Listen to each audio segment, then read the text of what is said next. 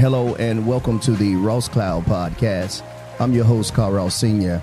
And this platform was created to motivate and to inspire in hopes that you will become a better you.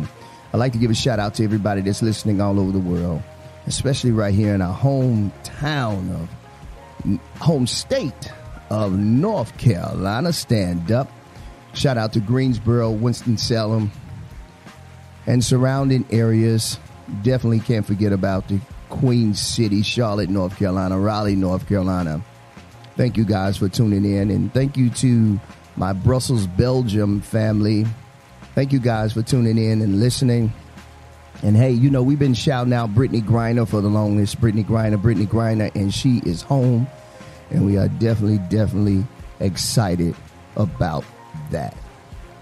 So listen, we have a very special guest with us. He's an artist who is here with us, who is not new to the scene, but he's going to tell us a little bit about his story in hopes that somebody else could become better. We have the one and only Paveh in the building. What's happening, brother?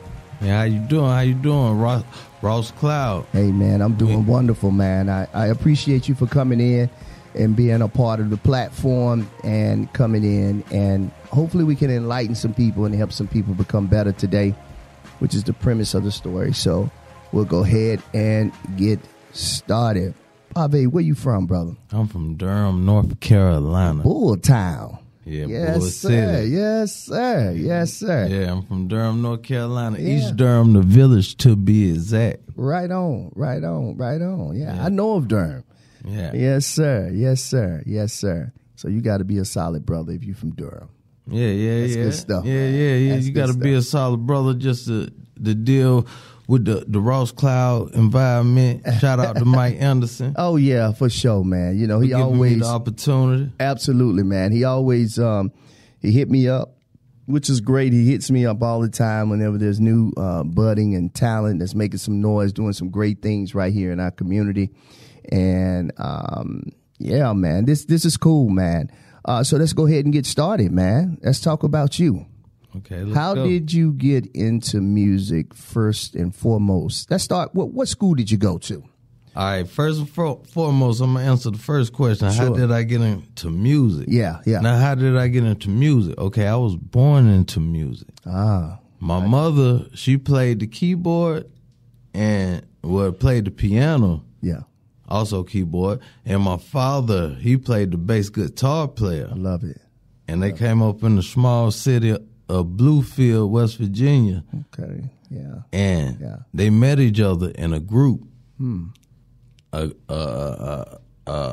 band. I got you. And they had me. Right. So when I was born, my first gifts was keyboards and guitars. All right.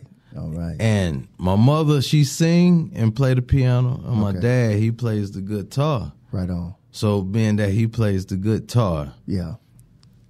I inherited all the music. Like, I had great parents. I got you. What type of music did you hear your parents playing in the house when you was coming up? Okay, my mother, she played soul. And my father, he was in the funk. I got you. Great blend, great genres of musics, man. I'm telling you, that's good music, man. And how did that influence you to become who you are today? Oh, man. It came from just waking up, becoming who I am today, from me remembering my first memory at 4 years old of learning how to play Mary Had a Little Lamb on the keyboard that I was gifted for Christmas. And my father going back and forth with my mother saying, hey, he's going to be a guitar player instead of a piano player. Got you. Or a singer. Yeah. And I embraced both of them. Sure. That's good stuff. What was the first song that you can say you actually played, Paveh? Well, the first song I played was Mary Had a Little Lamb. As you stated before. Yeah. What was the next one that you... All right, the next I played was Christmas carols, and the first actual song I actually played was the Michael Jackson.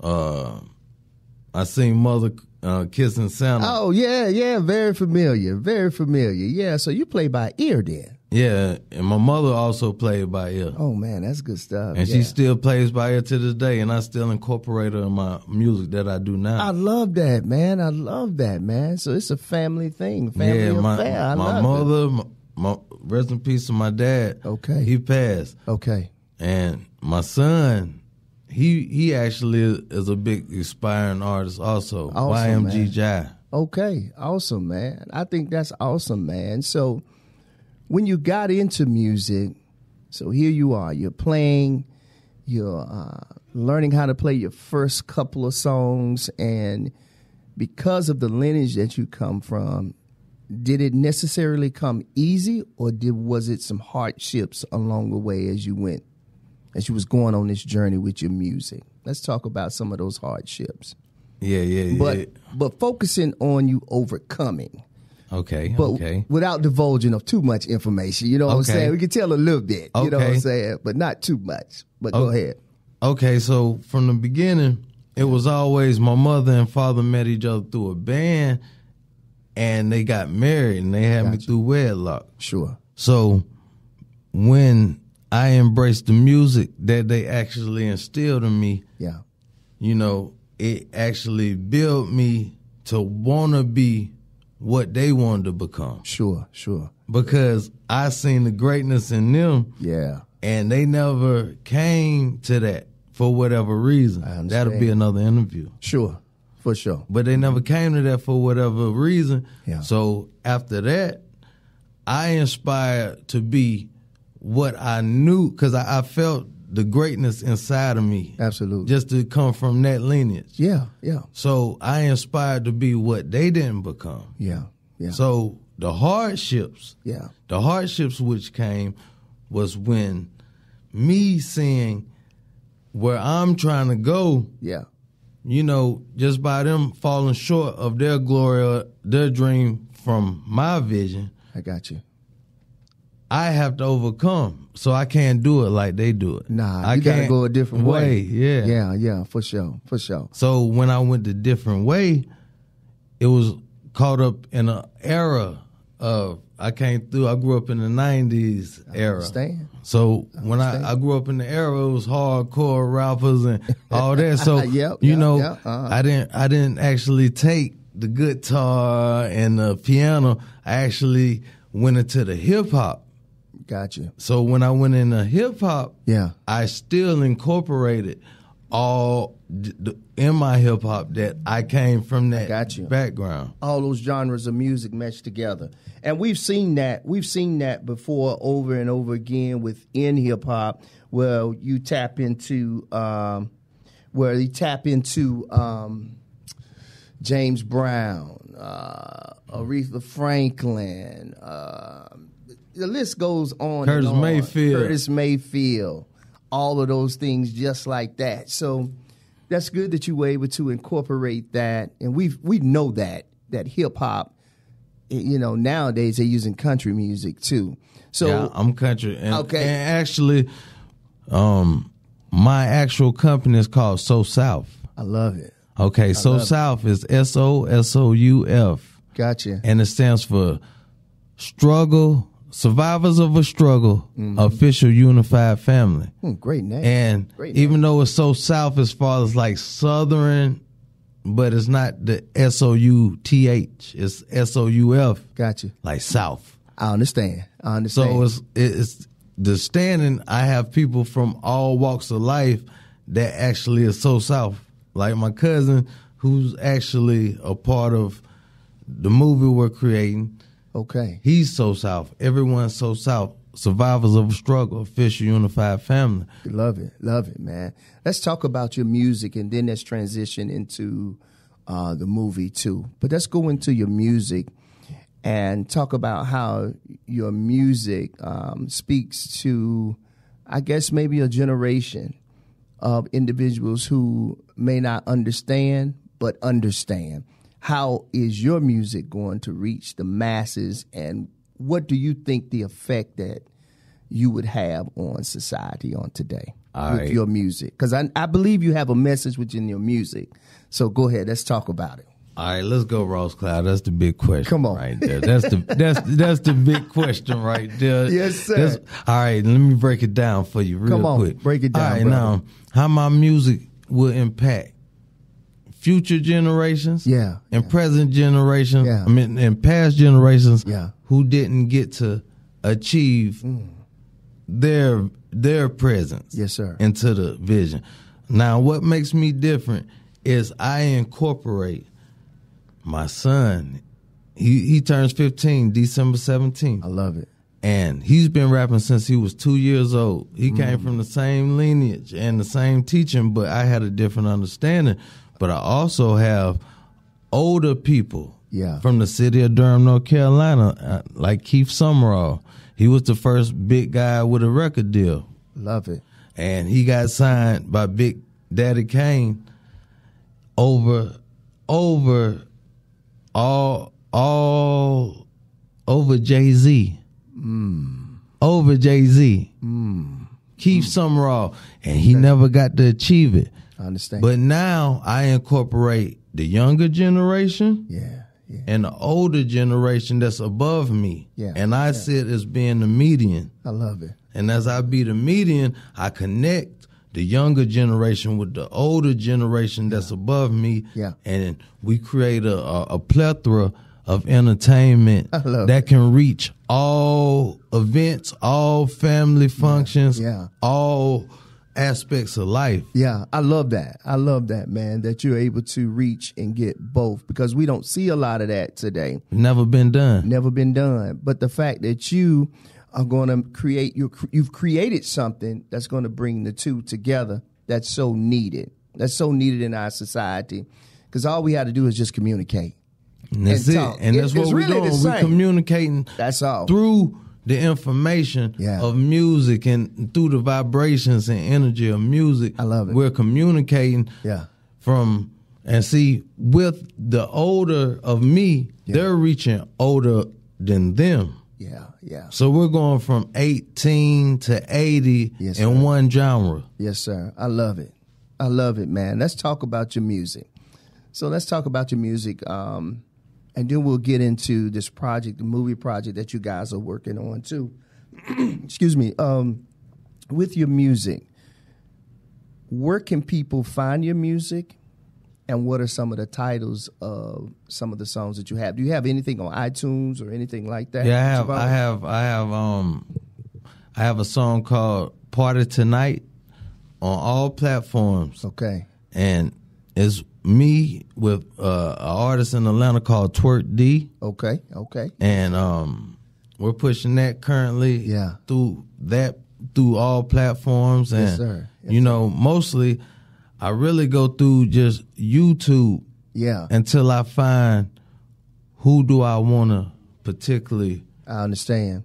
Invest this greatness yes, into. Sir. How can the people follow you on YouTube? What is your stage name, or what do you go by on YouTube? On YouTube, I have Vegas the Pimp is my stage name. Okay.